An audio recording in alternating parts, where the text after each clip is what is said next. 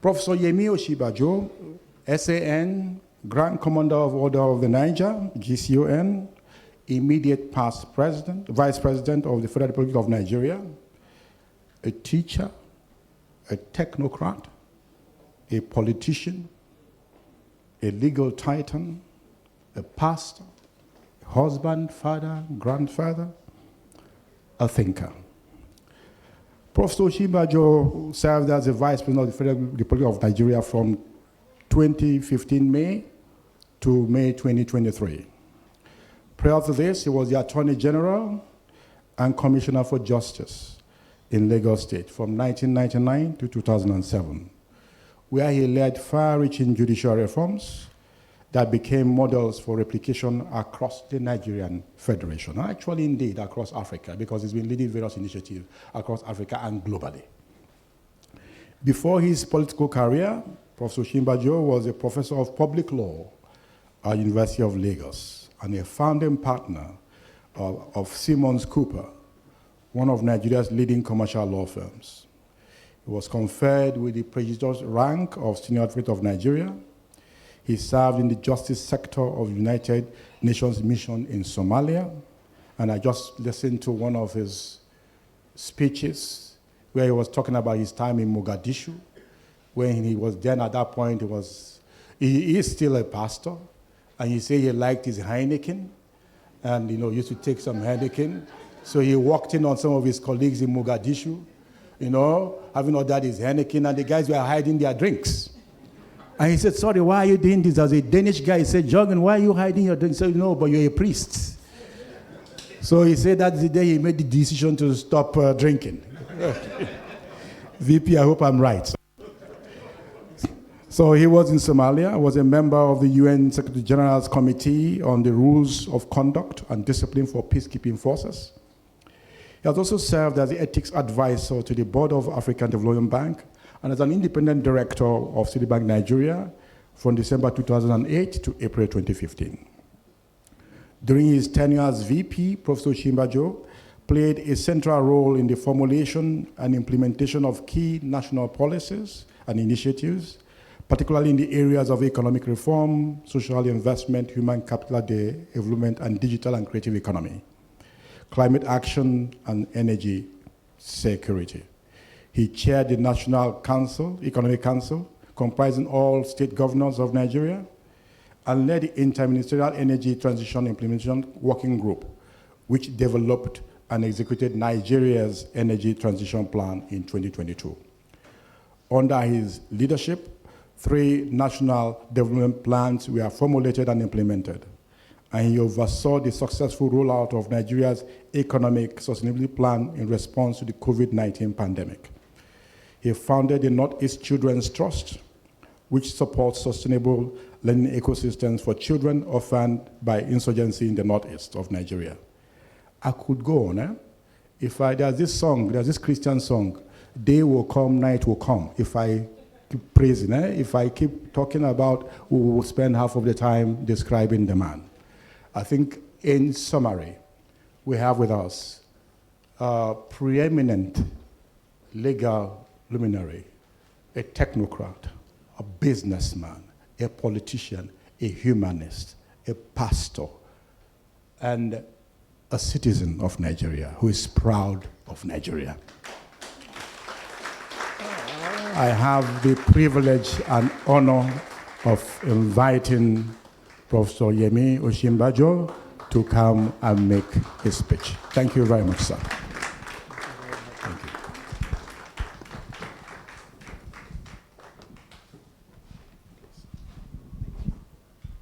Thank you very much. Please sit. Thank you.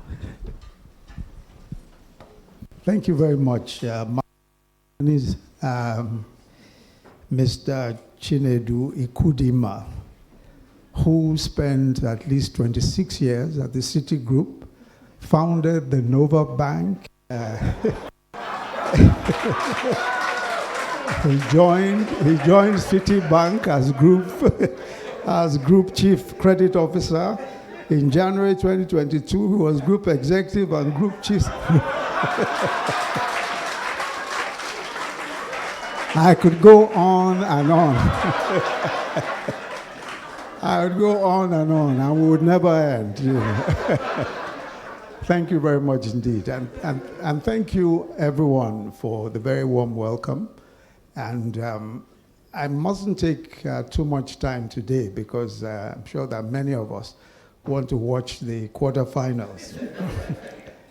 But let me begin by thanking the organizers of this NIB Citibank family reunion for their very generous and kind invitation to me to join you to participate. As you've heard already, I am also an alumnus of the bank, of Citibank, having served as an independent director for 2 terms.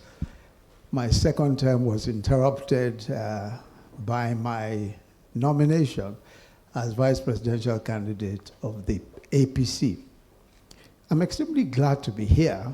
I've seen many old faces who are here. Some have apologized for not keeping in touch, and I've accepted their apologies.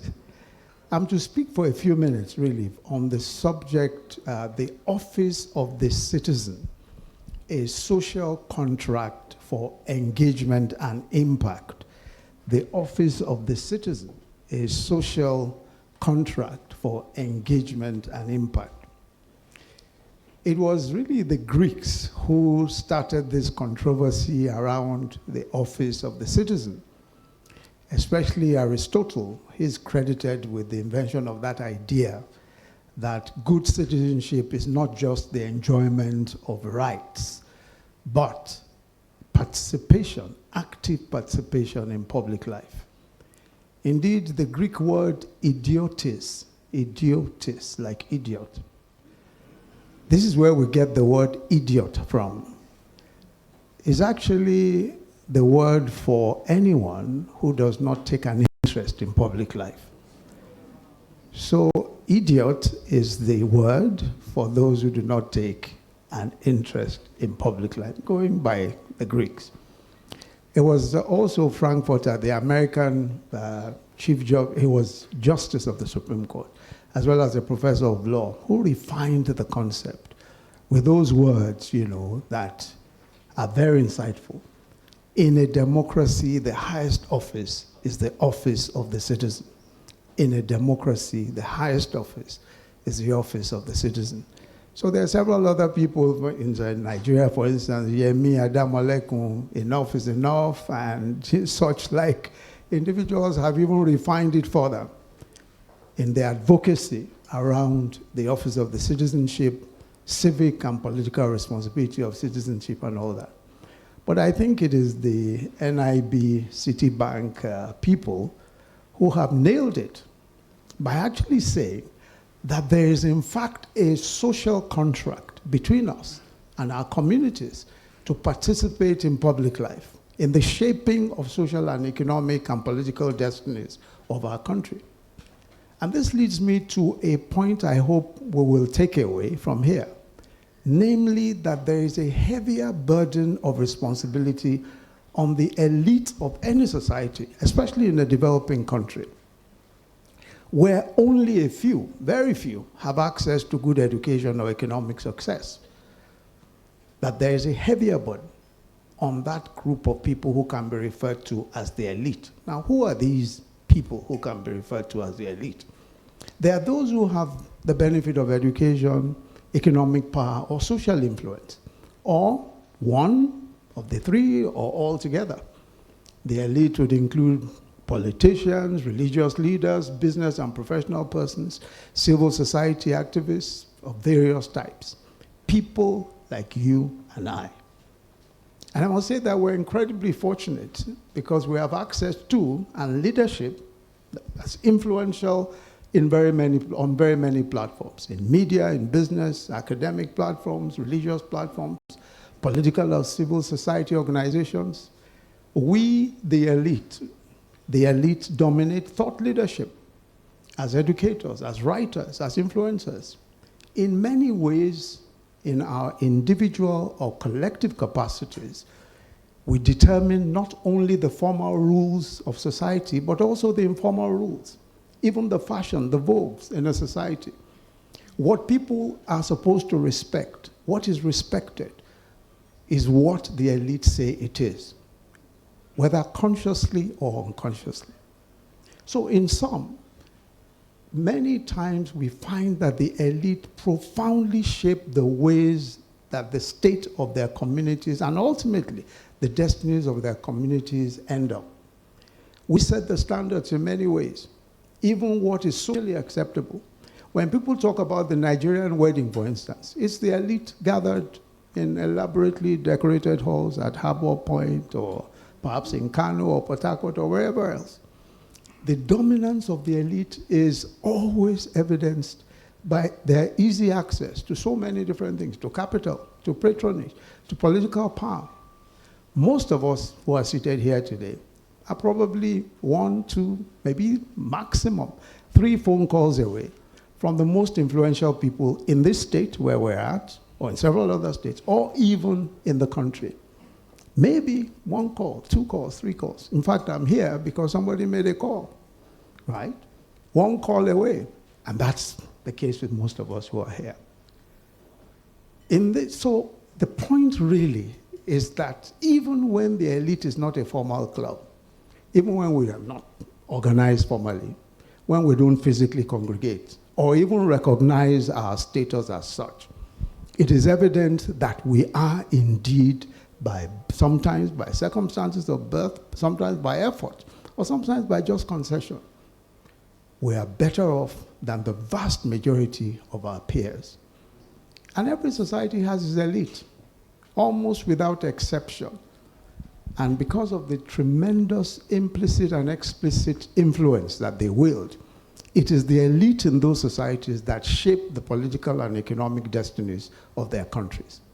So the elite, both individually and collectively, have a responsibility, an obligation to society, to plan society, to organize it, to order it, to reorder it, and above all, to make sacrifices for it, for the maximum benefit and participation of all people.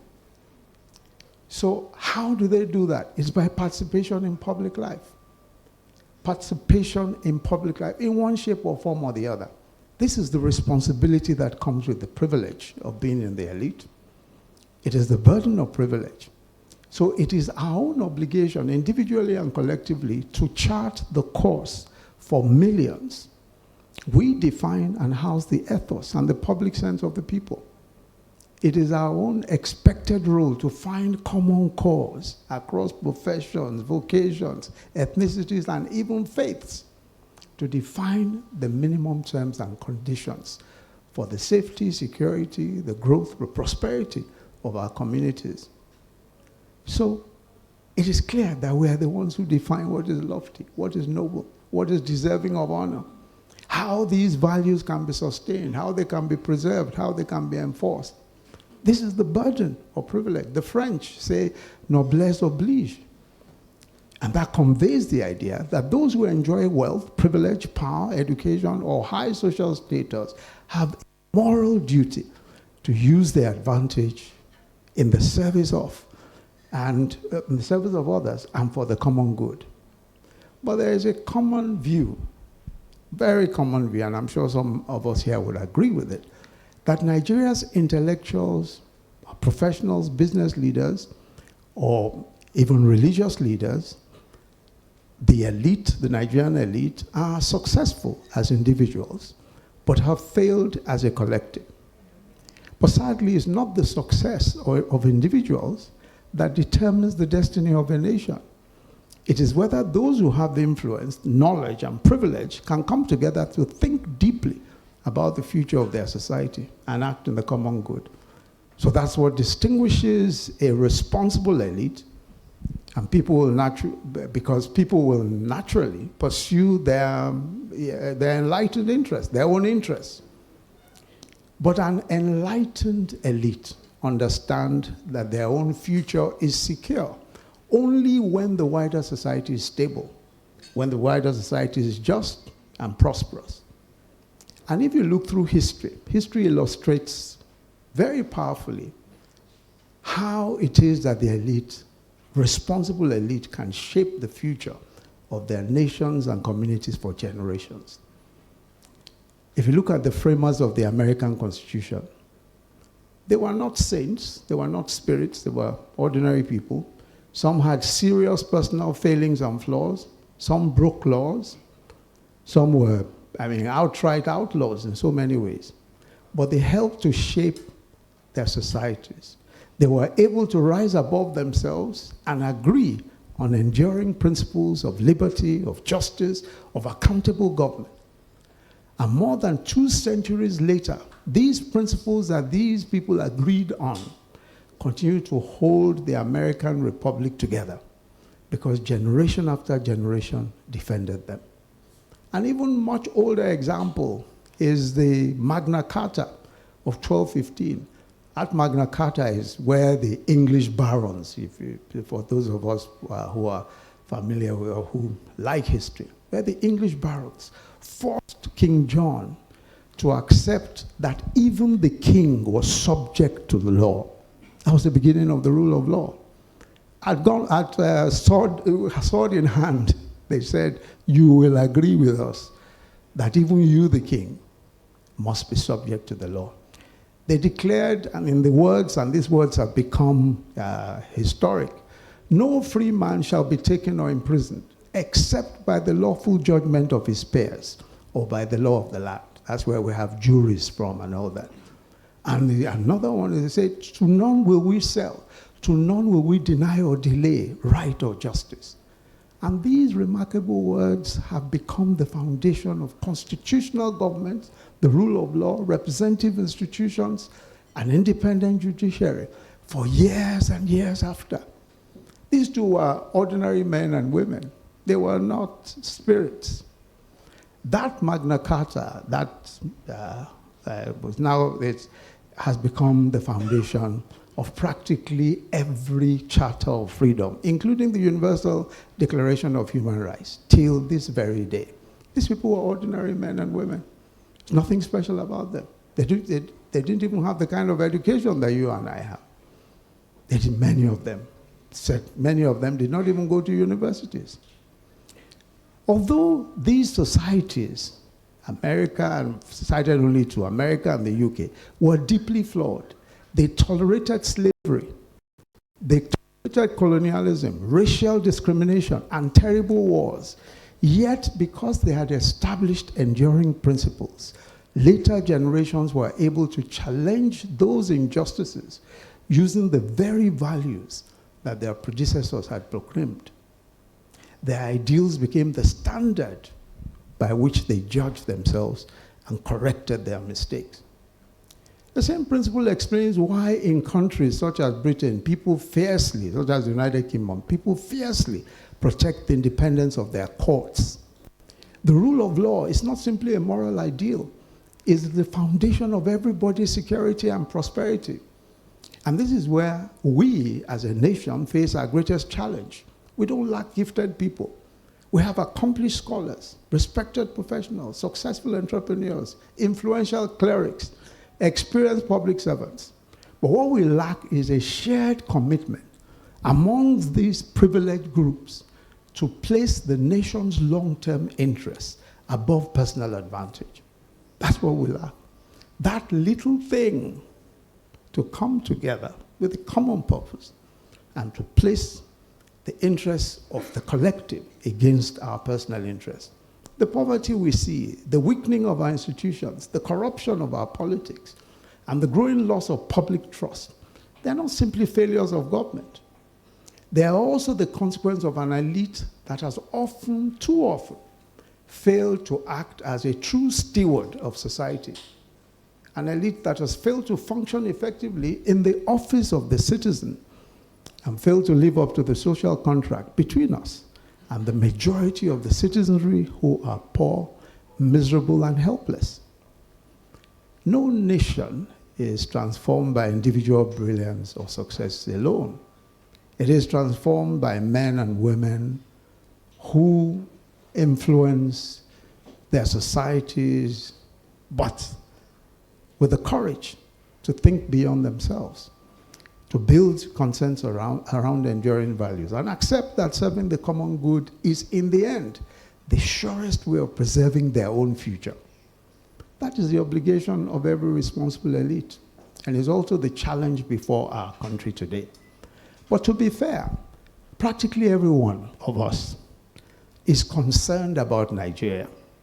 We're always talking about various Nigerian issues. It's almost impossible to find two Nigerians, especially the elite, who are not talking about the problems of Nigeria. Some of us are on multiple chat groups talking about these same things. So most of us are socially conscious. It's just that many times we don't even have room for proper expression of our consciousness. I remember during the no subsidy removal demonstration, I think it was 2009 or 2010, 2012. I was on the board then of Citi, and Akin Daudu, is Akin here? No, he's not here. Okay, Akin Daudu was, I think, was COO at the time. And during the course of this demonstration that was going on, we were both on the streets somewhere in Ikoyi, marching. You know how tall Aki is. You can see him from anywhere. So I went up and said, what are you doing? He looked at me and said, what are you two doing here? We're out there on the streets. The truth is that we may all have different appetites for politics or public life. Some have a keener appetite than others. But I believe that in whatever shape or form that we can, we should make the effort to participate or influence the public space. Let me very quickly run through my own journey in public life and governance.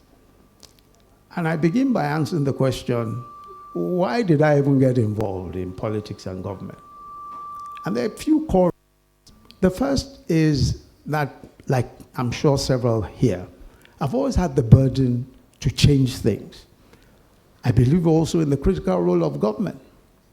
So just as most of us have a deep personal burden that things must change, we have a burden that, look, anything that is wrong, we can make it right. We can do better. We can improve. And that's in whatever area of governance or human existence, we can be better. Some are concerned about the rights of people being violated. Some are concerned about corruption in government.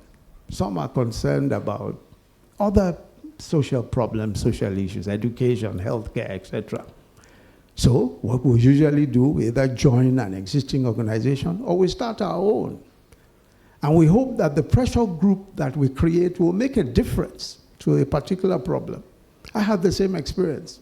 Being a lawyer, I was dissatisfied with the fact that many people were denied justice because they could not pay lawyers for legal defense when they were charged for offenses and all that. Many times as a young lawyer, I was being caught. And just the cost of lawyers to people who have been charged with offenses, picked off the road and charged with offenses, just incredible. Many could not even afford bail while they were in custody. I was also concerned about corruption in government and in the judiciary. So I joined various human rights groups. I was advisor to the Radical News Weekly.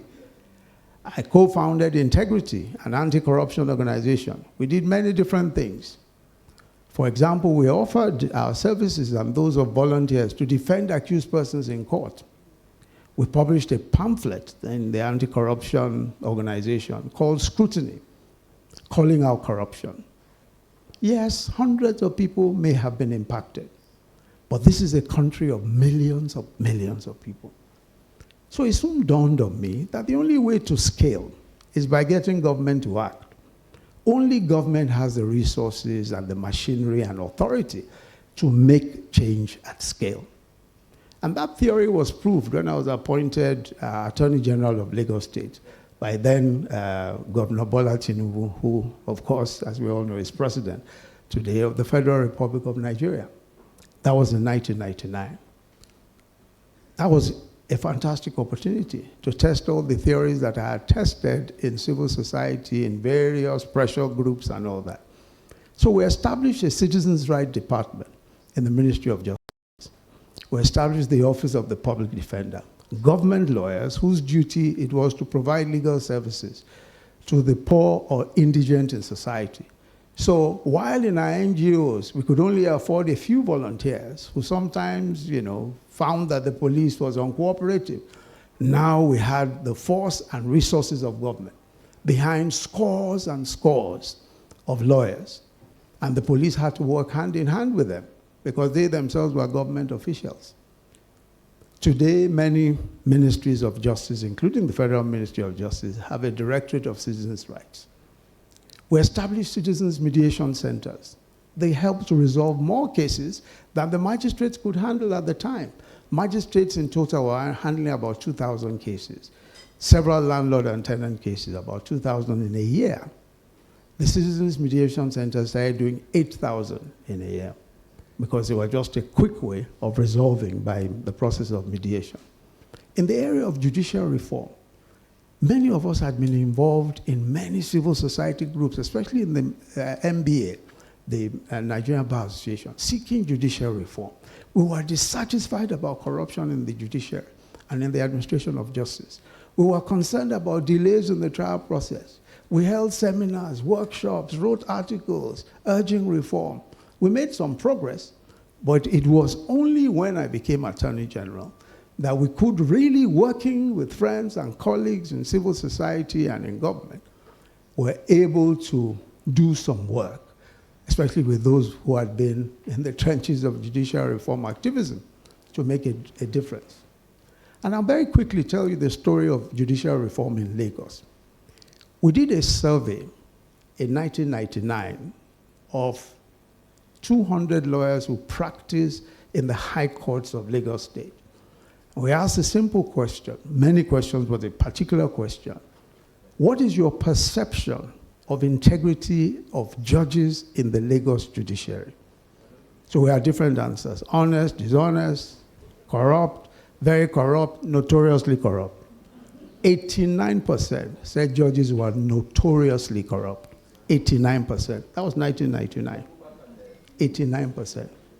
Now, if 89% of people, of lawyers who practice in the high courts of Lagos said that judges were notoriously corrupt, and from 1967, when the state was founded, up until 1999, when we did the survey, not a single magistrate or judge had been reprimanded for corruption or for wrongdoing. Everybody's file was clean, despite the fact that we all knew that the judiciary was notoriously corrupt. I met with the 7 most senior judges in Lagos State at the time, just as I was appointed Attorney General, showed them a blueprint that we had for the reform and the results of this survey that we had carried out. And everybody agreed that, look, it's a very serious problem. We have to find a way of addressing it. In the meeting with these 7 judges, we decided, look, let's even look at remuneration. Let's look at what the issues were. At the time, judges were earning 67,000 naira a month. That was in 1999. Around the table, we asked ourselves, okay, Justice X, you have a son in America, how much do you pay? $12,000 a year. Okay, we'll write it down. How about the one in Unilag, how much? 5,000, we'll write. All of these things we're writing down. One of them tapped me on the shoulder, Justice Longe tapped me on the shoulder and said, come, learned attorney. You two know that this thing we're doing is rubbish. You know you are pretending to pay us, and we are pretending to work. You know that. So we all decided not to fool ourselves and to address the serious concerns that were before us. Another judge said to, telling his story in that meeting, said, look, my wife called me early one morning after I had started sitting in court, that her daughter was sick and had been taken to St. Nicholas Hospital. I rushed to St. Nicholas Hospital to go and find out what was going on. I was told that they had stabilized her, but that if they had to admit her, I had to pay 17,000 naira. Said I was explaining to them that I didn't have 17,000 naira, but I could go back to court, speak to my colleagues, hopefully raise the amount of money. They said, we're sorry. You have to pay a deposit. And if you don't have the deposit, we'll keep the child, but we can't admit. And the child is stable, you can take her somewhere else. So while they were at this, a man from behind him tapped him and said, please, sir, don't worry. We will pay this we'll pay the 17,000 naira. Don't worry. He said, I was so relieved. It was as if an angel came from heaven and saved me from my problem. He said, and the man paid, and my daughter was admitted and given a room. He said, as I was leaving, the clerk from the court who I came with said to me, he said, my lord, do you know this man? I said, I don't know him. I don't know where he came from. He said, the man was in our court last week. He is plaintiff in a land matter in our court. The judge said to all of us sitting around the table, he said, so what do you expect me to do? He said, could I go back and tell him, return the 17,000 naira? He said, could I go back and tell him, return the 17,000 naira? Or what will I do?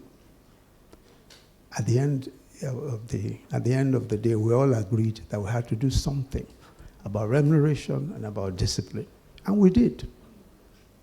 We brought in human resource experts. Femi Edun was one who led the team at that time. And they ensured that we were able to give a proper wage to judges. One of the things that we did was to ensure that every judge, once you become a judge, you have a home of your own, and it's yours for life. It's not an official residence, because that's one of the things that bother judges the most. Then discipline. In 6 months, we had sacked 22 magistrates. 3 judges had lost their jobs. Everybody knew that we were serious. When the World Bank, working with us, did that same survey in 2006, the same survey with 200 lawyers, 0% of lawyers said that judges in the High Court of Lagos were corrupt. 0%. What had happened? It wasn't as though the people became saints or anything. But first of all, they were decently paid. Secondly, they realized that there would be consequence. And that's the thing. So my experience in the civil society was useful, and my organization, the Integrity, had been Ford and MacArthur Foundation grantees for many years. It was these 2 organizations that funded the early years of our reform efforts in Lagos State before budget funds kicked in. So there are advantages to being in a pressure group.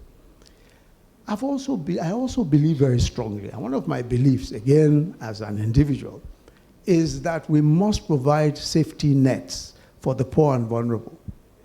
The opportunity only came in 2015.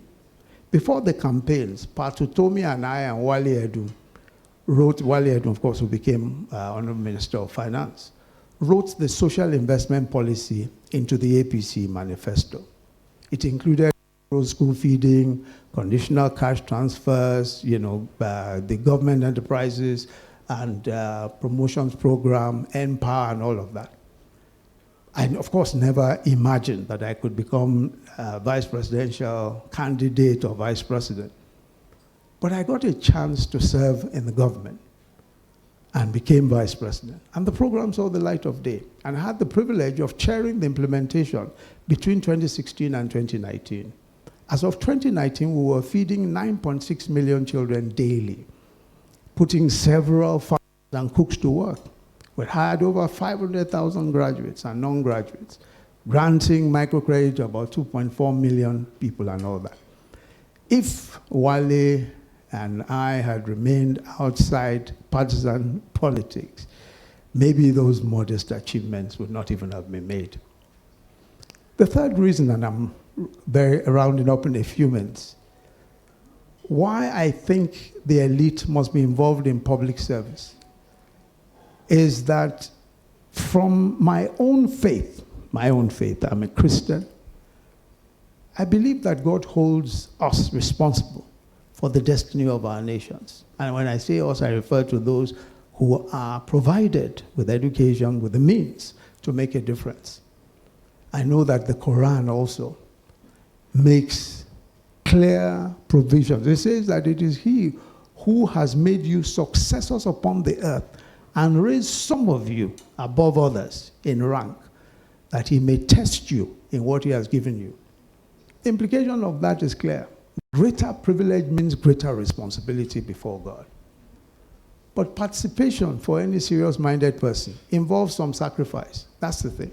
You can't participate without sacrifice, especially in our own society. You will risk your comfort zone, risk whatever reputation you may have, because you are bound to be attacked.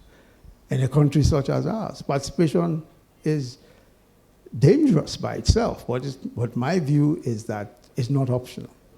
We cannot pretend that all is well, where over 1 million Nigerians die annually from preventable or treatable diseases. You know, the reasons why solutions are slow in coming is because the vast majority of these deaths are of poor and unseen people. That's why the solutions are not fast. If every month, if 1 million people die in a country every year, the reason why we are not outraged by it is because there are people we don't know. They are unseen. They are the poor. If every month, 150 passengers flying from Lagos to Abuja crashed and died, we will pay attention. No question, we'll pay attention. I was telling one gentleman who was saying to me that, look, everything, don't worry, this kidnapping, this and that. And I said, look, if kidnapped children were children from St. Saviour's School on Alexander Road, it would be a different response. Or Corona, that would be a different response. You know that. Someone asked me why I ran for office in 2022. Said, why did you run for office?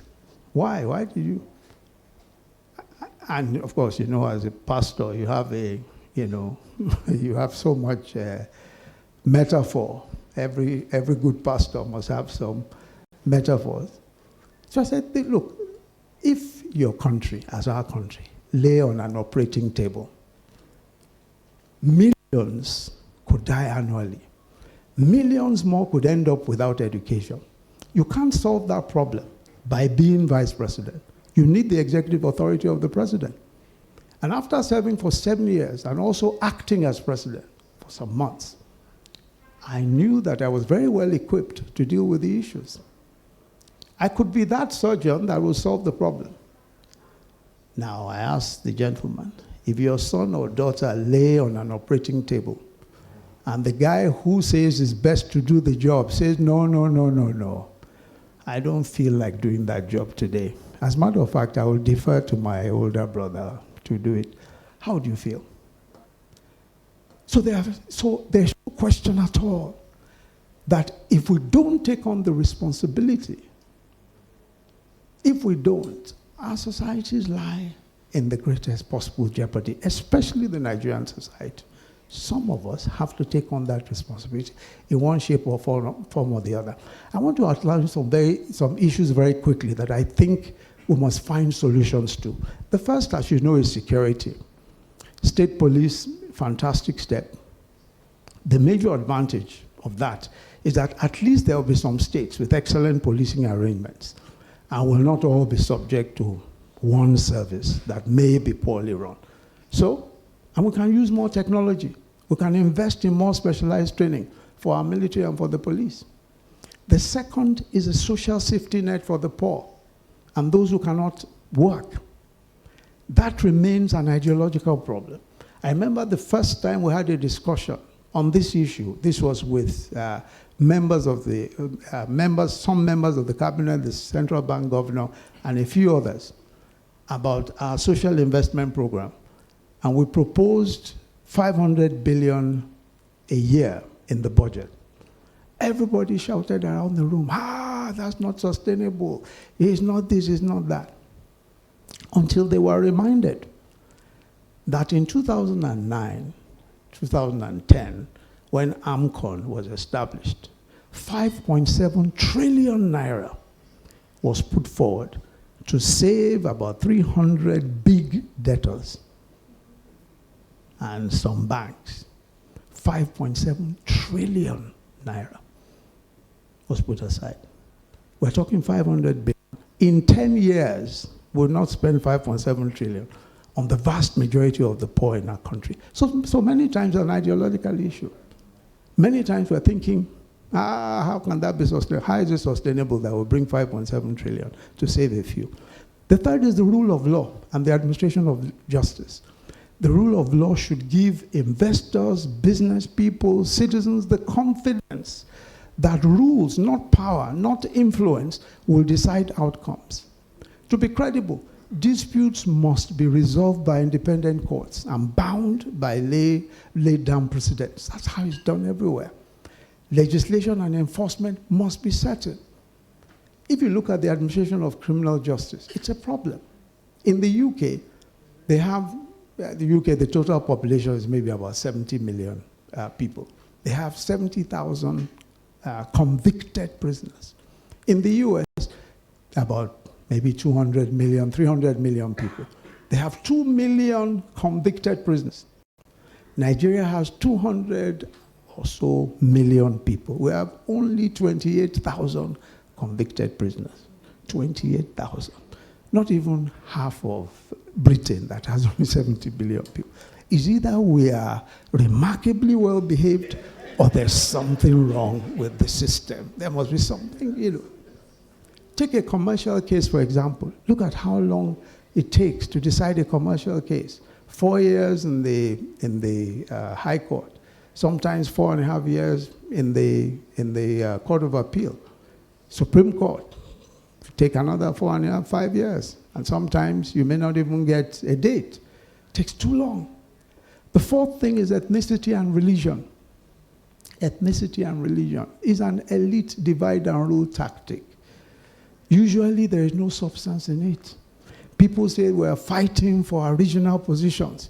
There is nobody from the Southwest who has been picked. Nobody from the South, but they are really fighting for themselves. You know, and I know that. No president who has come from any zone has materially improved the circumstances of the majority of his own ethnicity. None. Whether it's from the Northwest, whether it's wherever, none has materially can say, oh, when I was there is when my zone became. None. Because people expect nothing from government. So those who get elected have become rather like a Premier League team. Which Premier League team do you support? So we make a choice, and we drive people to make a choice based on ethnicity. Oh, so an Igbo man won. So Igbos are happy. But this is not a fight between Arsenal and Chelsea. It's about destiny of millions. It may mean the difference between millions dying and millions surviving. And many of us, of course, as you know, we are more careful about the choice of our doctors, even choice of footballers, than the choice of our elected leaders.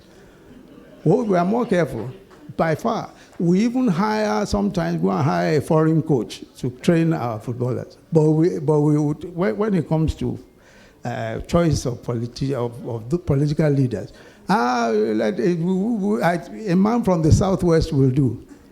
If anybody told you that you have a team, the Nigerian team playing in this World Cup, if we had, and they said, oh, the reason why they chose them is because they are all from the president's hometown, what will your reaction be? And we don't care if everybody in the team is called Musa Dalhatu, so long as they can score. Or if they are called Ikechukwu, so long as they can score. We don't care. But we are not. But when it comes to political leadership, we don't care. It can be anybody. The fifth is corruption. Corruption. Corruption affects everything, from the economy to security, to ease of doing business, everything. Dishonesty, the image of our country, lack of integrity, people just associate it with us. We must confront systemic corruption. The sixth is ease of doing business, pre-investment approvals, visas, all of those things. The seventh is technology. ahead, especially now that there is AI. Look at the loss of jobs. The other day I was looking at what the CEO, the co-founder of Anthropic was saying, that 50% of white-collar jobs, 50% of white-collar, entry-level white-collar jobs would be lost in the first 5 years, in the next 5 years, 50%. And we're seeing that already in the professions. We're seeing it in consulting. We're seeing it even in legal practice all over the world. The eighth is education and healthcare. We must plan ahead. We're growing at between 5 and 7 million people a year in this country. We have the highest number of out-of-school children in the world. So we don't just need schools. We need our education. We need relevant education. Education that's fit for purpose. Education that prepares people for the 21st century. Look at healthcare. Every year, over 1 million Nigerians die from diseases and conditions that are treatable. We can do something about that also. But to do it, you need leadership to do it. Diarrheal diseases alone kill almost 150,000 people every year. You know, many newborn conditions continue to claim lives that are not necessary because effective interventions don't exist, or because too many people don't have access to the right type of treatment. We can raise resources. There's healthcare, financing, and all that. The last is people-centered governance. People-centered governance. Too often, we equate economic development with big business and investment. When you look at the way we even do our budgets, very frequently we are paying attention to business, to big business, to those who we believe will eventually drag everybody along, so-called trickle-down economics. But true development is about real improvement in the quality of lives of ordinary people. And this is far more complex than simply incentivizing investment. It requires us to focus on people rather than just projects. So let me conclude, by saying that, look, history teaches us that great societies are not built simply by great leaders. They are built by responsible citizens, and especially by an elite that is willing to put principle above self-interest, that is willing to put service above comfort, and the common good above personal gain. I hope it can be said of us that we honored the office of the citizen, that we fulfilled the social contract that privilege has placed upon us, and that we left our country stronger, fairer, and perhaps more hopeful than we found it. Thank you very much.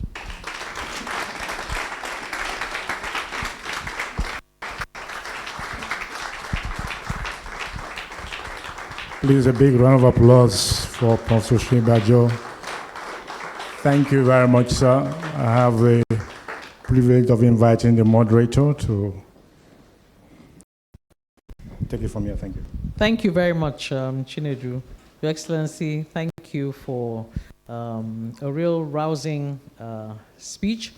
I believe it was more of a call to action. Sir, may I ask you to please join me here?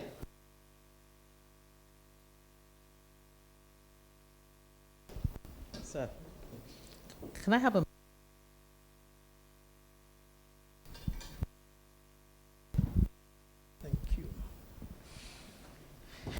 Wow, a real call to action, and I hope that many of us are already beginning to think and reflect on a lot of what we've heard today. You started off, sir, with actually more or less telling us off the fact that this room is full of the elite, as you describe, and the fact that the heavier burden was on us. And it reminds me of the former US President John F. Kennedy's speech during his inaugural address, where he said, "And so, my fellow Americans, ask not what your country can do for you. Ask what you can do for your country." I think that more or less, sums up what you've described today. You also spoke to us about the imperative for collective action. It's not just one person, but collectively, where you have a critical mass to be able to influence. You shared with us your journey, the opportunity that was presented, the call to serve, Attorney General to VP, and of course, your aspirations also to be president. And then you listed for us some of the challenges that we face as a society. So I believe that many of us would want to serve, so to speak, that is either seek elective office or accept appointments, any role at all in public service. But there's also a feeling amongst professionals, and even going through my mind now, that the unpredictability of risking one's sort of financial status, risking reputation, and yet we genuinely care about society. So what would you say to us, about sort of taking that first step to step into the arena, step out of our comfort zone? What advice would you give us such that, the fear of losing the financial security and peace of mind that we have, I think is a major, major hurdle for us. So it'd be great to hear from you on this point. Okay, thank you.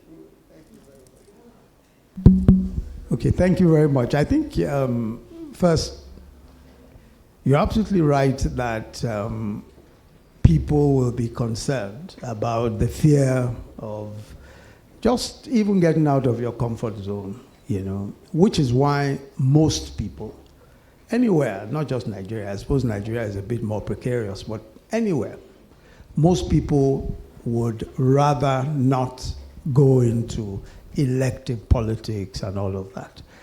And it's fair. I think that there are those who are prepared or who may be prepared to take the risk, but there's no question that there is a risk. There's a reputational risk. There's risk of, you're losing. There's risk of, there are all sorts of risks, no question. But I think that every decision, especially a decision to serve, would involve some sacrifice. It will involve taking a risk. But my sense is that we do not all have to be involved in elective politics. No, there's so many different ways of being influential in politics. So for example, especially where we are well placed to do so. So for example, look at the idea of, look at healthcare. Take maternal mortality. No, let's take infant mortality. On both scores, we are top 3 in the world, maternal or infant. Well, let's take infant mortality. Everybody recognizes, the World Health Organization recognizes that what we need to do is to train more birth attendants, more people who are skilled in attending to birth, not necessarily more doctors or nurses, but skills in birth, in attending to women at the point of birth, because it is at the point of birth that many children are lost and many also women die. Now, we have a big problem there. Training birth attendants is resources and commitment. A group of people can do that. A group of people can say, okay, we're going to raise the resources to do this. How much does it cost? There are many times when, if we chose to do it, if we said for, even if they said, look, to train 5,000 in the north, let's just take the north, would require 5 billion, for example. We can raise that, we can raise the money. It's not so difficult to do. And there are excellent examples of countries where this has been done. Rwanda, for example, have an excellent program that they've done. They don't have more money than we have, but they've trained people. Teachers, just take teachers also. We have the largest number of out-of-school children in the world now. Now, we can do better. We know the states that have more out-of-school children than others. We can focus on those states, but what's the missing link? Train teachers. Now we have AI, we have all sorts of things, but the resources to do so. Of course, people can say government should do it, but we know that state government are responsible for education and healthcare. And many of them, of course, will say they have other challenges and that you don't necessarily win votes by these sorts of things. So those are spaces where we can play a significant role. And I'm talking about roles at scale as opposed to just doing something small. Every one of us has something we do, maybe around our birthdays, go and do something nice or give a few people scholarships. But to do something at scale, because that is what our positions enable us to do. We are influential in the marketplace, influential in finance. If we say we are going to do health financing, about 2 weeks ago, we had a health financing seminar looking at how a health financing roundtable, looking at how we can use capital markets or bring in institutional capital into health financing. There are lots of people who will be interested in that. So I think these things are possible. Thank you very much. And because my question was going to be, what are the non-political ways? Because many of us don't want to step into the political arena. You've described some of that, especially as the elite actually have the convening power and the access to capital. But again, it's a challenge. I was talking to a local government chairman just yesterday, member of the elite as well. And the woes were, I get 300 million naira every month. What can I do? So instead of focusing on issues and health, primary healthcare, education, he's all over the place looking for money. So he's distracted from even disbursing the 300 million into, what it is he's supposed to do. So it's a big challenge. And whilst you say government cannot do everything, we also need to understand the environment that we live in, because security was one of the things you mentioned. So if we're talking about, having more birth attendants, especially in the areas where infant mortality and maternal mortality is higher, people then say, I'm not going to live here, to go to, a village in another part of the country to do this. So we need to be realistic about the issues and challenges that the elite themselves, when there's economic hardship, it's hardly likely that the little we have in our pockets is now going to go towards a campaign, and one of the questions that I have for you is, when people actually want to do something, they think their vote doesn't count. My voice doesn't count. My vote doesn't count. I've supported this, I've tried it. You yourself said, sir, that integrity, you were involved in, various other, social activities. But until you stepped into government, the influence was limited. So how would you encourage us or help us understand how our voices will count? Let me say again that there is no society in the world that has not encountered the challenges that we're encountering. The question is, what is the willingness of the best placed in society to challenge those situations? You can't sit in your comfort zone and say things are going to change. No. The local government chairman who says he gets 300 million, there needs to be a challenge. 300 million is not what he should be getting. No. He has to get more money. Who is going to speak up? Who is going to say... for that matter. Yeah, but who is going to say, that's not the amount of money you should be getting? Who is going to speak up? There is no elite anywhere in the world if we sit down and say, I don't want trouble, we are going to we'll be round and round the same cycle. So the problem is whether or not we are prepared to step out of our comfort and even make a complaint. We are not prepared, and which is really the reason why. I told you, somebody asked me, why did you run for president? Why did I run? How? How do you ask that kind of question in a society where we have all these challenges? And somebody says, I have been prepared for the task. Why shouldn't I? But that's the point. I'm saying that there is no easy way of solving the challenges of a country, a diverse country such as ours with extreme poverty. There's no easy way, which is why I'm saying if the elite do not step out and take the bull by the horns, one way or the other, as they say, one day the story will catch up with us. One day it will. Absolutely, and thank you very much for that. I think again, from what you said, one of the challenges is how will we ever get that critical collective mass to make a difference? I was talking to a senator a couple of weeks ago, and a lady for that matter, her challenge was that, there are going to be fewer of us this time around than previously. And that, there weren't enough. So again, this is about maybe gender in a way. But when you have 3 or 4 who actually want to do something positive, who want to make an impact, it's how do we convene? How do we get the critical mass of us in the legislature, for example? Right. And, I agree with what you said, that we probably have to go through the hoops. We will spend money, we will lose money, we will fail, we will lose elections, but it's about just plodding on. But then we look at our pockets again and say, diesel, power, children's school fees, healthcare, and so on. It's that trade-off that is a challenge. I think your journey, you were fortunate, sir, because you kind of went straight, you got an appointment before elective office. Getting appointments, and we all know the fiasco that is entertaining us at the moment and saddening us as well.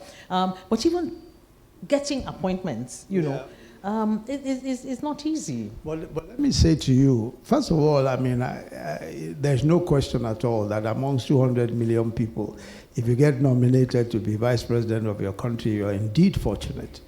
But the question really is not so much the good fortune of being, it is more whether or not you're even committed to doing something or making a difference, which is why I traced my own journey from the burden to do something. And what tends to happen is that if we have a burden to do something and we start doing something, we are more likely to get into positions where we can actually do something. As I said, I believe that, look, we must fight corruption, must fight judicial. We're in all the pressure groups and all that to do so. Now, those pressure groups may not be able to do scale. They may not be able to. But at the time, we were not even in a position to do so. But we can do scale in some other areas. We can do scale, as I said. If you raise the resources, we can do scale. If we raise money, we can do scale. If you raise money, even for politics, you can do scale. We couldn't get a dime from the elite, from our own, we couldn't get a dime, one little dime. So, hey, people are saying we are concerned about diesel, we're concerned. In other places of the world, people will come out and say, let us fight for the future of this country. Why is it that we are unable to make those decisions? That some people must make some sacrifices. Sure. And I think that everywhere, people have the same concerns. Everywhere. People have those same concerns that what will happen to me if I stick my neck out? What happens to my comfort, school fees, for the same problems that everybody has. But we must be committed to something. We must. And you've spoken about us as individuals stepping into the ring. You served as board member and chairman of Citibank. How do you think institutions can also quietly contribute to national stability, growth, governance, without becoming politically exposed? So what affects us as individuals as to why we don't want to get into politics? Institutions also kind of back out. I've had people say, I want to get into politics, but I don't want to be a pep. Yeah. For example, that is a major barrier for a lot of people. My accounts abroad I've had for 30 years, I don't want it closed. So it's the same thing with institutions. They don't want to be politically exposed or compromised. Yeah. So what advice would you give institutions that want to make a change? I think institutions in our part of the world, the developing world, must address some concerns because of just because we're located here, just because we are located in this part of the world. Now, there are safe things that institutions can do. We've talked about human capital development. That's an area that any institution can participate in. And these are huge problems for the country. So if an institution says we're going to devote our time and attention to training, as we said, birth attendants, we're going to devote our time and attention to education, to training teachers, that's safe space. So it's possible to, contribute without necessarily exposing oneself politically. And even supporting the communities in which they operate. One last question before we throw it open to our colleagues here. If you could ask every professional in this room to take one concrete civic action in the next 9 to 10 months, what would it be and why? Okay, I'll say that I wouldn't ask any individual. Okay. I'll say that All of us. because you already have a group, you have collaboration, what can you do collaboratively? That's what I would prefer. That's sort of advice. Because really, it's about collaboration. It's about coming together. And I'll say that if this group, if the NIB Citi group could pick one of those 8 or 9 issues that I identified, just one, pick human capital development. It's safe.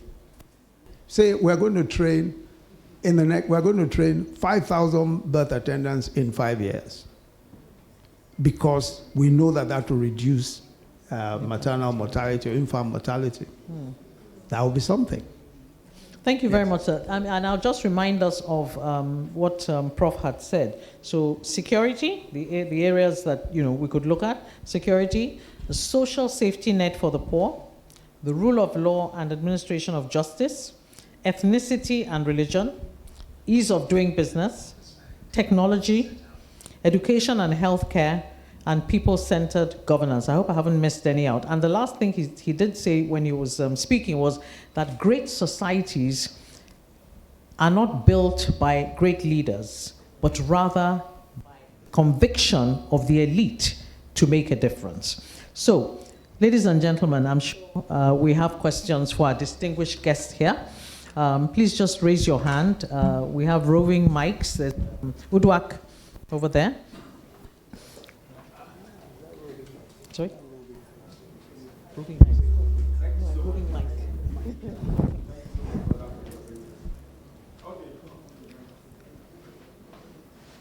Yes, go ahead, please. Okay, sorry, I'm sure you can hear me. And we also have questions online. So, Mikhail, let me know, please, any questions online that we should ask Prof. Yes. Very straightforward and simple. But I'm very sorry to answer it, but just to connect it. There's this saying that the people deserve the leadership they get. And when I look at the type of, what I say, Nigerians generally, I wonder whether we really deserve good leadership. Because sometimes I just look at my very poor, I won't say very poor, because they are not that too poor, maybe artisans working for me, and I see simple things they want to steal, simple things they want to do something wrong, simple things they won't want to do it right. Then that's what time I just started, I said, is this the person I keep fighting for? Say, look, this government don't think of the poor masses, this government. And I said, do we really deserve good leadership as a people? So when we look at those 8 things, and we think about weaponizing poverty, maybe you've answered it too, but you just connect the dots. If we attend to those 8 key things you say, maybe the people will now start feeling differently, not being weaponized by poverty, wanting to steal at every small thing, such that when you now see them in leadership position, they can never do good. Thank you. Thank you. Prof, would you want to take one more question maybe, or do you want to address this? Okay. I think we have 2 more. Okay. Ma'am, can we try for maybe 4 or 5 max? Yes, but Thank you, I think we also need to pay attention to those online if they have questions. There's Yes. a hand here. We on actually this table no, so right here. I have a lady first. Ma'am, please. Thank you, Bola. And Your Excellency, my name is Fumi Ogunlesi, and I had the privilege of also being on the board with you in those days, and actually also having you as a pastor when you sent us all out. You came in, and your first sermon was about change, and then we were all in Ikoyi very happy, and you sent us all out to go and get involved in various social activists. I was a lawyer, and you set me up, thank you very much, for free legal advice. That was one of the ministries that you had. But and I would like to commend you and thank you for your consistency.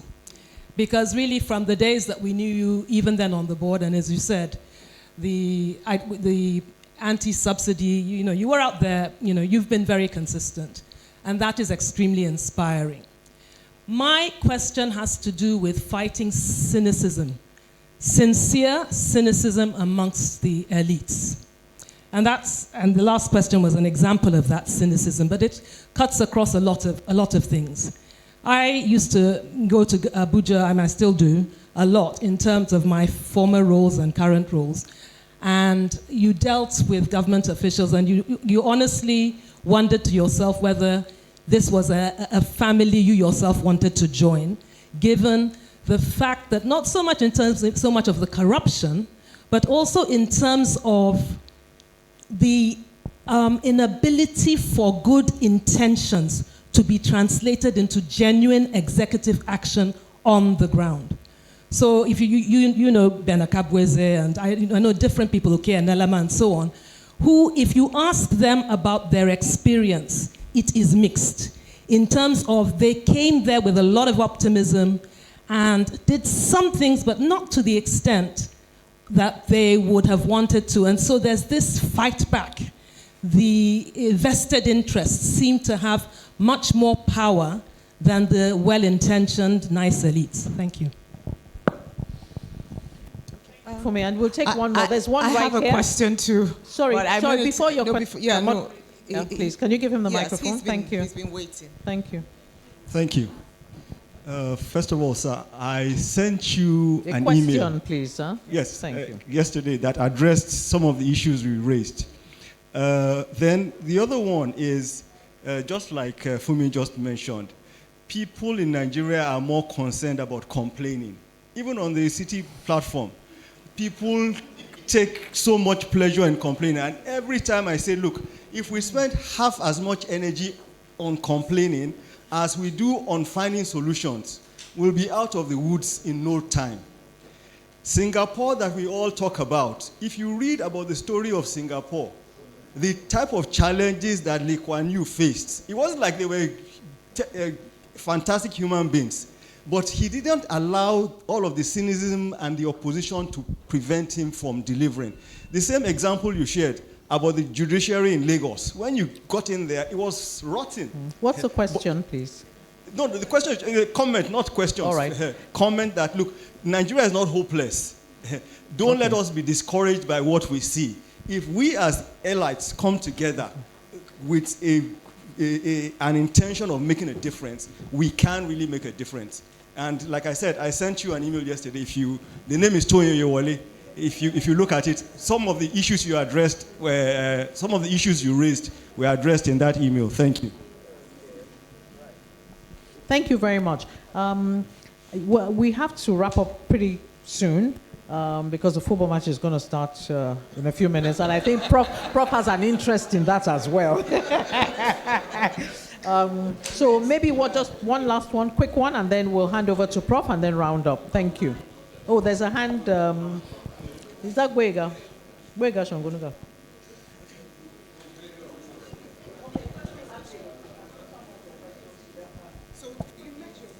Gwega, go ahead, please. Okay. Thank you, Your Excellency. My name is Gwega Shongunuga.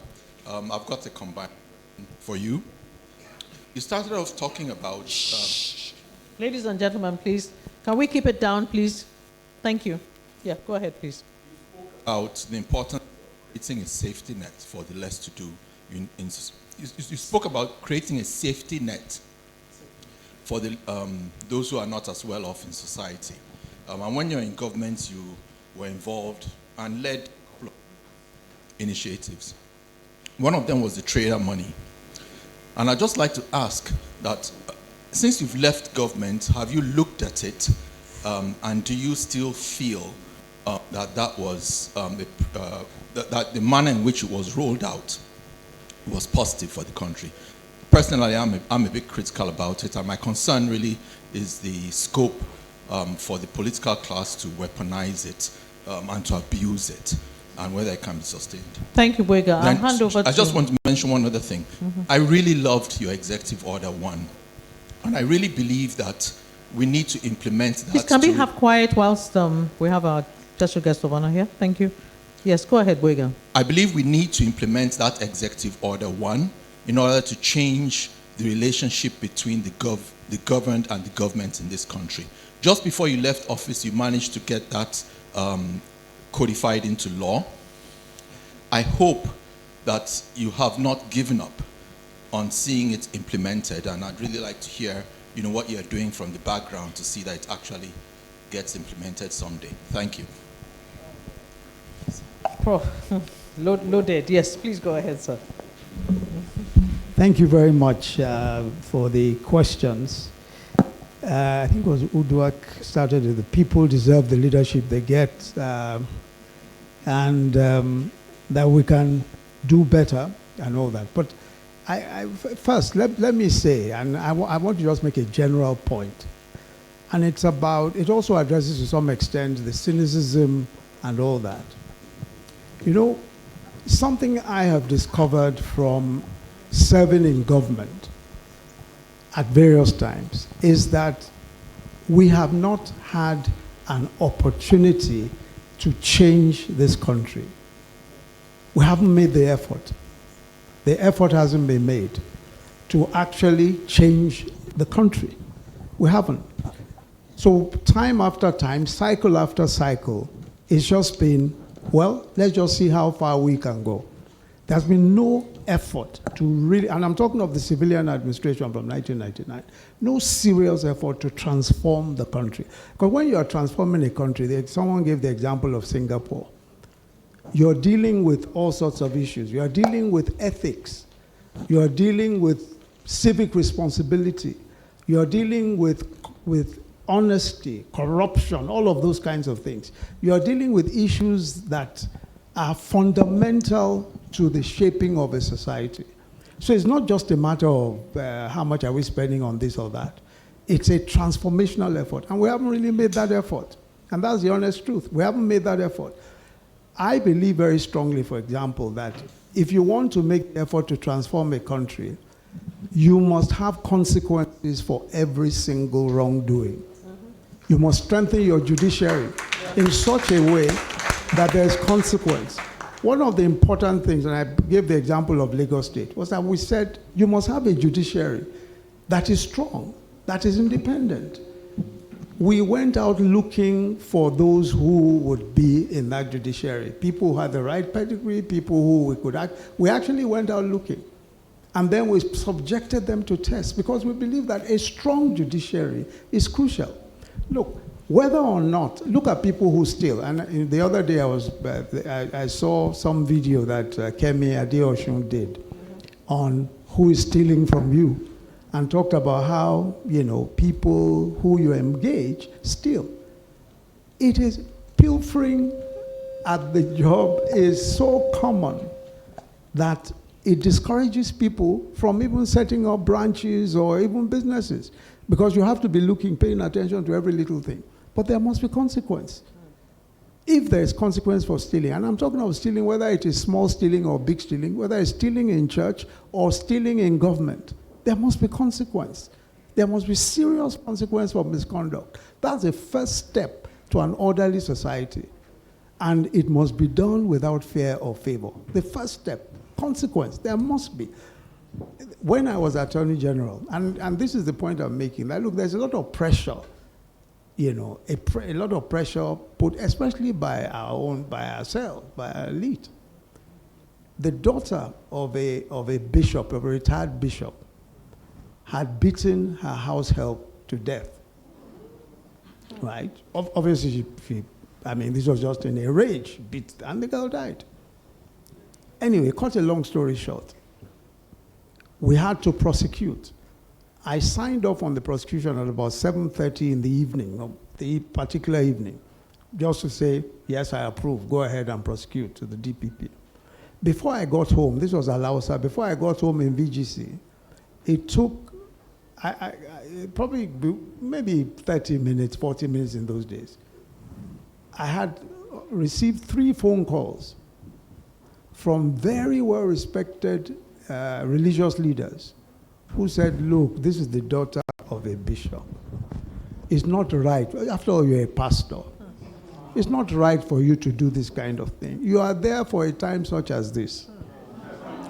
These are the sorts of things, and that's the sort of pressure that you get. But you see, if there's determination to solve the problems of a society, we start by laying the groundwork, the rule of law, orderly society first. There must be the rule of law. We haven't made the effort, which is the point I'm making. Even in the anti-corruption fight, we haven't made the effort. So I don't think we should be cynical yet. If we made the effort and we failed, I'll say, okay, it's time for cynicism, but we haven't. You and I, who are seated in this room, have not had the kind, and if we're honest with ourselves, we haven't had the government that we will say, okay, you are sure these guys will do the job, and they're doing the job. We haven't. That's a problem we're always going to have. State government, for example. I mean, there are people who say, oh, what we need now is to go back to the regions. Go back to the regions. Once we go back to the region, everything will be all right. It's not true. You and I know that everything will not be all right. State governments are not doing many state governments are not doing what they ought to do. Every once in a while, you see a star. You see a state government that's doing very well. Everybody shouts, yes, yes, yes. So we haven't got to the point. My view is that we must decide whether or not we want to lift this country forward. So I'm not worried about the man on the street who is stealing, who is pilfering. Because people in government are stealing. You know, people even in religious organizations are stealing. People in your sector, in the banking sector, are stealing large sums of money. There's no consequence. Look, no, you people ask yourselves. I mean, maybe the Citibank has, at least was able to maintain, as part of fact, let's go there anyway. But Citibank was able to at least maintain a certain degree of integrity in its functions and all that, right? But look at the banking industry itself. It's a problem. But there must be consequence. If you say, if somebody steals, he must go to jail. That's how it works everywhere. And you can't do that. There was a head of state of a country, I don't want to go into who it was, a head of state of a country who was telling me that, and this is a country that is reputed now for doing very well, here in Africa, was saying to me that at the time, his brother-in-law was working as the deputy governor of the central bank of his country. And his brother-in-law and some others had defrauded the institution. He said he had to make a decision whether to send his brother-in-law, to ensure that his brother-in-law went to jail or did not go to jail. He said it would have been easier for him if it was his own brother, but it was his brother-in-law. He said when he made the decision, he knew that this was going to be a turning point for the country. And it turned out to be. We have to do something. We haven't started the business yet. This is the point. So I don't really worry myself too much about people pilfering. We haven't done the work. We haven't started. When we do the work, we will see the results. But we haven't started that work. So our drivers will steal from us. As the driver is stealing from the petrol, if we're stealing on petrol money, the person who is selling petrol from him is stealing from him as well. The depot owner or the depot person too is stealing money, is stealing from. So everybody is stealing, all the way down to those who at the time were not bringing in enough petrol in the first place. So it's a whole chain of dishonesty and stealing. And we have to deal with that fundamentally before we begin to worry ourselves about all these other people. I don't know whether I've been able to answer the question because for me, the question on cynicism, thank you so much for your kind comments. The question on cynicism and government officials, I think it's a general thing. If you look at the likes of Oke and Elama and several others who were in government at the time, they went out of government quite disappointed because they expected that they would be able to get stuff done. And they were not able to. Okay, for example, because OK wanted to do the special economic zones and all of that, and because of the clashes he was having, they actually wanted to arrest him, right? Again, it just comes to the same question. You must have the kind of leadership that is prepared to transform society. Once you have that kind of leadership, everybody can come in and function effectively. We really need to get to the point where we are able to find the leadership that will make that difference. Otherwise, we're always going to come back to this cycle of disappointments and disappointments and disappointments. Every society that has made the kind of progress we are talking about has had to make these sacrifices and choose leadership that can make a real difference. That's how it works. And for us, I suppose we will always have ourselves, when I say ourselves, the elite, to blame for saying, okay, what are we doing about ensuring that we have the right leadership? I think, Toyi, I think you've already, I must have answered your question somewhere in the line, because I agree with you that there's no point losing hope, because we haven't even started the journey. We should start the journey before we start losing hope. Boyga, you wanted to know about this social safety net and trader money. Let me say to you that, first of all, the design of trader money was so well done, and the execution of it. Now, there are political comments and all of that, but let me explain how trader money was done. So, the Bank of Industry, led by Tony Adeniji at the time, Tony Adeniji was executive director. They developed what was called the growth platform. The growth platform was the enumeration of informal traders all over Nigeria. We enumerated in all about 4 million informal traders. And that enumeration was a very rigorous process with their photographs, biometrics, and all that. And we had an office where all of that was done in the BOI, as well as on the 4th or 5th floor of the NDPHC, the Niger Delta Power Holding Company, where we had almost 50 young men and women whose business was just to attend to the enumeration. And they were the ones who made disbursements to these individuals. The idea was that if you got 10,000 naira, if you paid back, you'll be given 20,000 naira and all of that. And these were informal traders. When we went round launching in the markets, of course, we were not. People gave the impression that we carried a bag of cash. Certainly that didn't happen. I'm sure you never saw any such thing. That's not how it was done. This was by the way, the growth platform till today continues to be the reference point for the World Bank on microcredit. That platform is still in existence. It still works. So the question is that how do you do microcredit at scale without the sort of thing that we did? There's no other way. You must do it at scale. Of course, there'll be many, many faults. There'll be problems, there'll be issues. But you must do it at scale. If you have 80% informal traders as the bottom of the pyramid, and that's really how your economy functions, you must find a way of providing them with credit. And that's exactly what we did. We found a way of providing them with credit. And it was, while it worked, while it was there up until 2019, it was effective. It was very, very effective. And I believe that we must still do something at scale to be able to do so. Same thing with our homegrown school feeding program. People said, can you feed children across Nigeria? But that's the only way. Homegrown school feeding is homegrown school feeding. We're able to do 30 states, 9.6 million children. Mrs. Uwais, Mariam Uwais, was head of the social investment policy. And she worked, program rather, and she worked very hard on ensuring the integrity of those programs. All from 2016 to 2019, we had an interministerial committee that worked on it. It worked. It is possible for these things to, of course there will be flaws. And people will say, it's politics, it's politicization.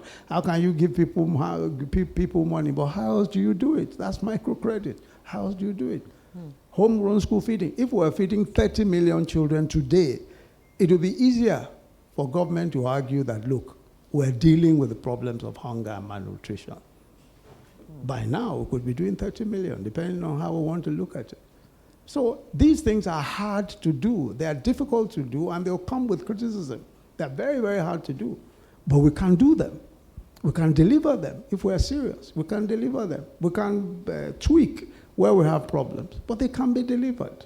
It's entirely possible to do these things. And I think that one of the reasons why, too, and there's a young man called Uzoma, I forget his surname now, who is the head of the Credit Corps today. You know, he was the CEO of the growth platform of the Trader Money Program. Excellent work that these people did at the time. And I think that it can be built upon. More improvements can be made on it. So and I think it's perfectly sustainable, which is my conclusion on that. And you talked about Executive Order 1. You know, with every one of these things, it's political will. At the end of the day, it's political will. Ease of doing business, doing things properly and all of that is political will. Everywhere where these things have succeeded, they have been, first of all, the commitment of the number one from president down has been without doubt. That's the only way to succeed. You can't change things here in this country, for example, without commitment from the very top. The president must be able to say, hey, look, if you, immigration, if for any, or corporate affairs commission, if you default, this is what is going to happen. People must understand that heads will roll if the executive orders and these other processes are not kept to the letter. There has to be, once that's not there, then there's really no way that it will work. So for me, I think that that's really the kind of commitment that's required, and I can only hope. I mean, I'm not directly involved in government, and there's very little I can do from where I sit as a retired public servant to to make much of a difference in that. I think those are the questions that have been asked. I think you've covered all the questions, and you responded to Boyega's first question, but I'm sure if you took a poll of those of us in this room and asked us how do we think trader money was done, I'm sure most people here would say, they were carrying bags of money around. So maybe a lesson for government is about sort of, continuous education narrative. I know you did a lot of that in terms of putting the information out there, but is that cynicism that causes us sometimes to be blind to reality and perceive, what we think? Thank you very much for your responses. I think we're going to round up now, but I'll just read out a comment from online. It's from Funke Oshibodu. And she says, there's a lot private sector can do without government. Citibank platform did a lot to change the Nigerian financial system. And she says, kudos and thank you for a lovely presentation.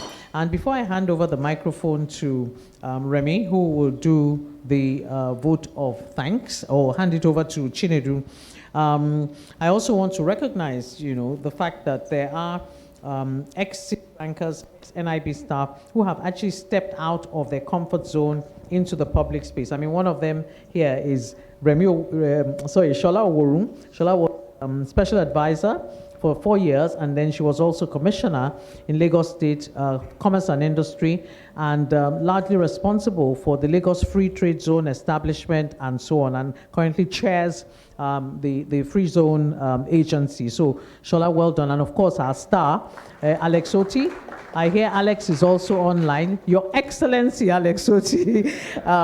We also hear fantastic stories of what you're doing in Abia State. And I believe there are others here and also not present who have taken up government appointment or sought elective office. So we will, I guess, I'll leave that for the leadership of the alumni platform to see what it is that we can do collectively. Of course, accountability is important. If we say we're going to do something, then we should come back to you to also tell you what it is that we're doing. So I think I've discharged my duties. I hope I've been able to do it creditably. And thank you very much, Prof, for your candor, because I think it's also important that this being a safe space for us to be able to talk. Thank you for responding to the questions, some of them a bit tricky. I wanted to bring up trader money, but I said, let me not step on Prof's chair too. But you guys are rascal, so, you know. He decided to do the honors of that. Thank you very much, sir. I'll hand the microphone over now to Mikhail. I think we'll just stay here, right? Okay, thank you. I would like to say a very big thank you, sir. You can see my voice. Can you see it now? Okay. So in about 2015, 2016, there was an Ikoyi problem with a rape case.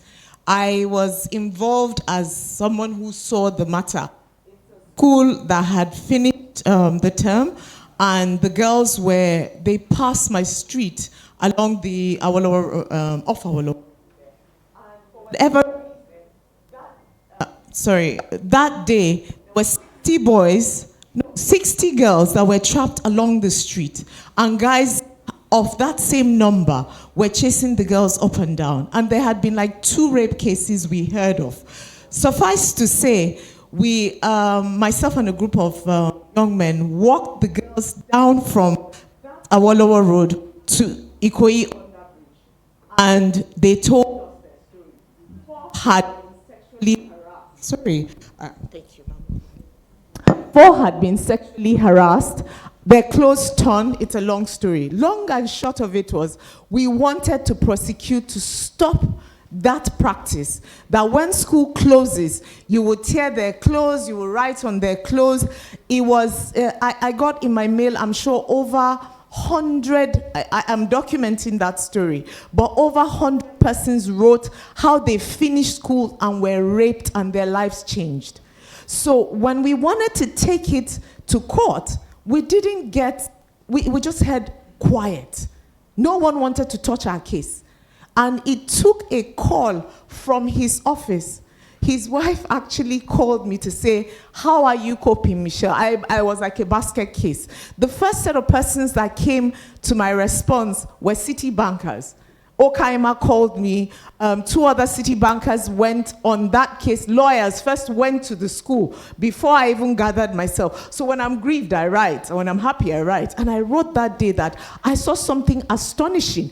Over 8 guys harassing a girl. They would just kick her behind. She'd drop. Then they'll pull her clothes. And I ran across to stop them. Then there was another one. And it was like an avalanche of them. Suffice to say, we were in court for 3 years. We won the case, and the Commissioner of Police joined us because of what his office did. I'm not even sure you know that there is such a thing. But I remember the grief when we couldn't get anyone to touch us, because it's a sensitive thing. And you don't, the family ran. The 4 girls that told us freely their story, I will never forget one. She said, if I tell my mother, I'll stop going to school. I've been raped, my sister's been raped, but we don't tell them. So we joined with 4 other law firms who came pro bono. We sat in court over that 3-year period, won the case.